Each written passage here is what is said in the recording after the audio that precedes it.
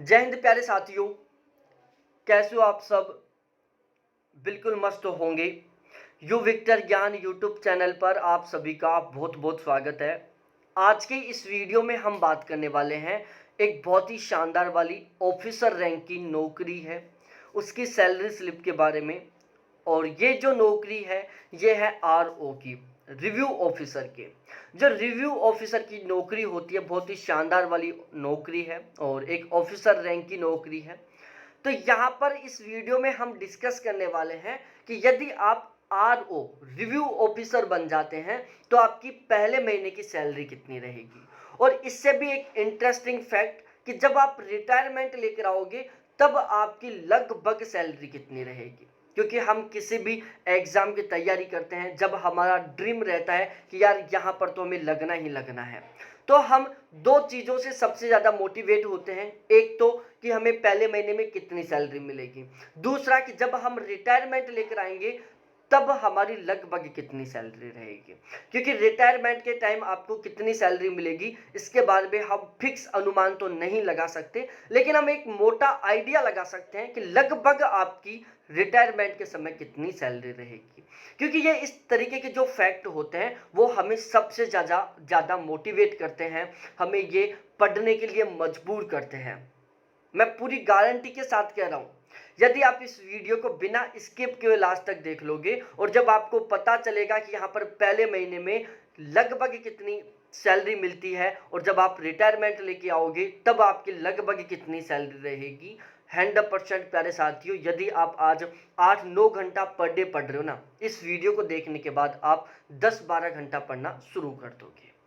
तो सबसे पहले यहाँ पर हम बात करते हैं आरओ रिव्यू ऑफिसर की जो बेसिक जानकारी है उसके बारे में।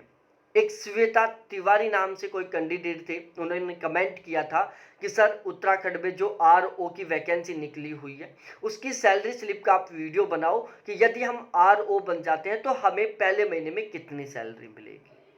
ये जो सैलरी है बिल्कुल एक ओरिजिनल सैलरी स्लिप के ऊपर आधारित है।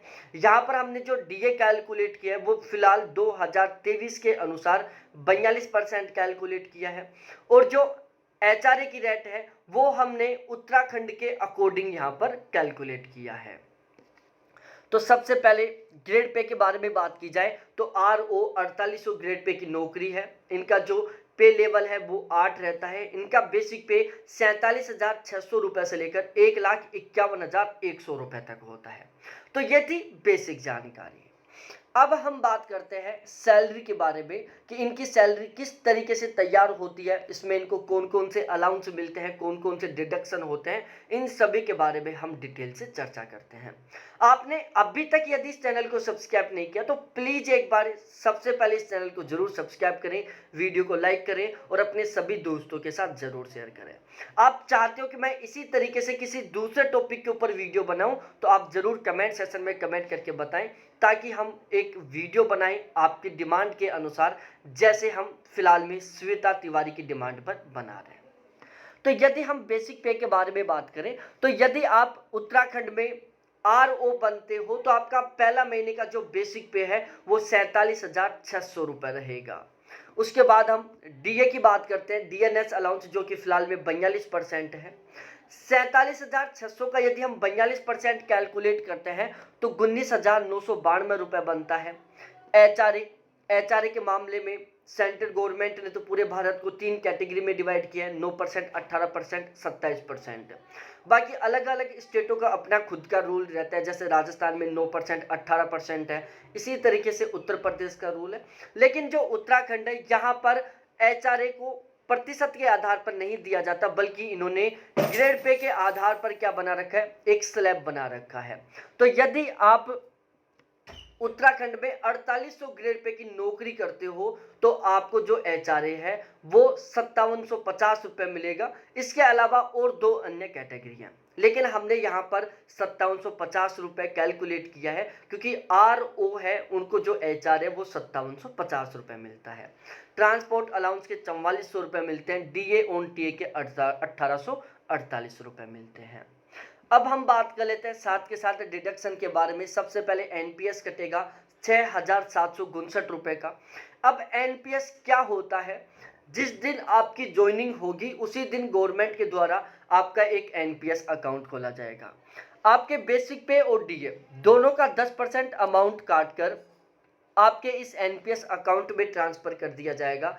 जितना अमाउंट आपका कटेगा ठीक उससे थोड़ा ज़्यादा अमाउंट गवर्नमेंट अपनी खुद की तरफ से आपके उस अकाउंट में, एनपीएस अकाउंट में बिल्कुल एक तरीके से तोहफे के तौर पर ट्रांसफर करेगी। उसके बाद हम CGEGIS के बारे में बात करें तो उसके 60 रुपये कटेंगे, CGHS के 430 रुपये कटेंगे। तो इस तरीके से टोटल 3 डिडक्शन होंगे और ये अर्निंग है। अब हम ग्रोस सैलरी के बारे में बात करते हैं तो आपकी पहले महीने की जो ग्रोस सैलरी है वो बनेगी 79,590 रुपये। डिडक्शन हो रहा है 7,249 रुपये का। सबसे इंटरेस्टिंग टॉपिक कि पहले महीने की नेट सैलरी कितनी बनेगी, तो प्यारे साथियों यदि आप RO बन जाते हैं तो आपकी पहले महीने की नेट सैलरी रहेगी 72,341 रुपये। बहुत ही शानदार वाली सैलरी है। सैलरी की शुरुआत ही 72,341 रुपये से हो रही है। एक ऑफिसर रैंक की नौकरी है, बहुत गजब तरीके की पावर है, बहुत गजब तरीके का इंक्रीजमेंट है। सैलरी भी बहुत शानदार तरीके से बढ़ेगी, प्रमोशन भी बहुत गजब तरीके से मिलने वाले हैं। अब यहाँ पर हम डिस्कस करते हैं कि जब आप रिटायरमेंट लेके आओगे तब आपकी सैलरी लगभग कितनी रहेगी। भाई पहले महीने का आपका बेसिक पे था 47,600 रुपये, जबकि आपकी नेट सैलरी बन रही थी 72,000 रुपये। तो हम यहाँ पर अनुमान लगा सकते हैं कि जब आप रिटायरमेंट लेकर आओगे उस टाइम जो आपकी सैलरी है वो कम से कम 2.5 लाख रुपए मंथली रहेगी।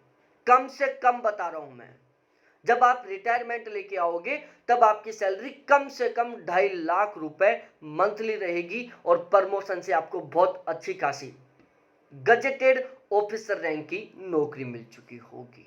तो ये था सारा सब कुछ आपको बहुत अच्छे से समझ में आ गया होगा। अभी भी कोई डाउट, कोई कंफ्यूजन है तो आप जरूर डिस्कस कर सकते हैं। बहुत बहुत धन्यवाद आप सभी को देखने के लिए। थैंक्स बाय मेरे प्यारे साथियों। फिर मिलते हैं हम इसी तरीके से दूसरे किसी वीडियो के साथ। आप चाहते हो कि मैं इसी तरीके से किसी दूसरे टॉपिक के ऊपर वीडियो बनाऊं तो कमेंट सेक्शन में कमेंट करके जरूर बताना। जय हिंद, जय भारत मेरे प्यारे साथियों।